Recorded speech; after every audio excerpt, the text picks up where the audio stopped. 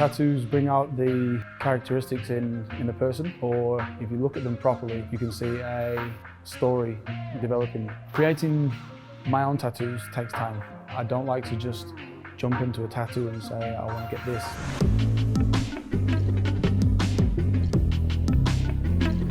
I've not really counted how many tattoos I have.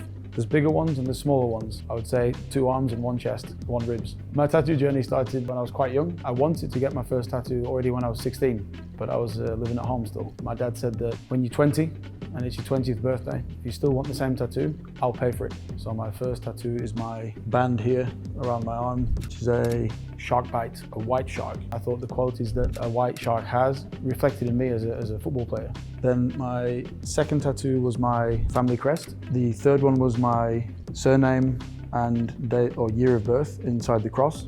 Then I got my Polynesian kiritui, which is line art. The tattoo is called the Soul of the Warrior, so that's a reflection of self. Then I got my first daughter, her date of birth, her star sign and her name, Shana.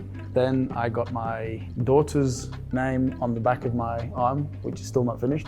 Then I went for the total big part. I started my Japanese scroll. It says, my family means everything. Watashi no kazoku wa subite de aru. My lotus flower for serenity, the calm side of myself. The koi carp, upward facing. The upward facing koi carp is a sign of strive to succeed. And then all the other stuff in the cherry blossoms and the Japanese pagoda, the Japanese mountains in the background, the flowing water, that was all free-handed by an artist. And the last part is the Japanese temple gates with the kanji for strength.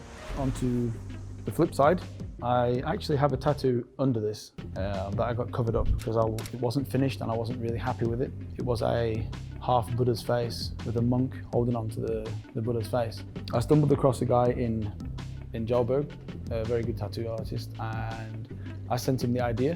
And the tattoo is it's called a Fu Lion. So then after that, I got the Hanya, the Japanese mask.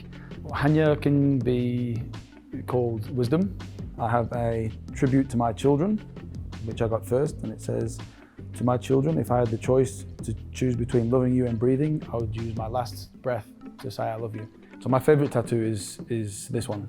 And it's very simple. It just says, we love you, Daddy, Shana and Lexi. It's my daughters. They drew this together. And the reason why it's my favorite is because it sort of like reminds me of certain things. The story behind it is that one of my last games I was playing, we were challenging for the championship.